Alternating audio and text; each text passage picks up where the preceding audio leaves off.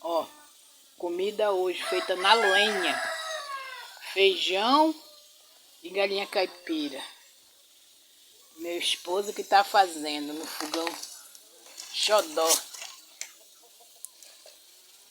Esse daqui é resto de construção, essas madeiras. Eu tô varrendo o quintal e ele tá cozinhando.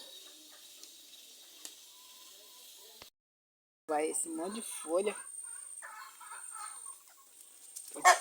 Pode varrer, que mora em sítio, né? Pensa que vai ter só lazer, ó.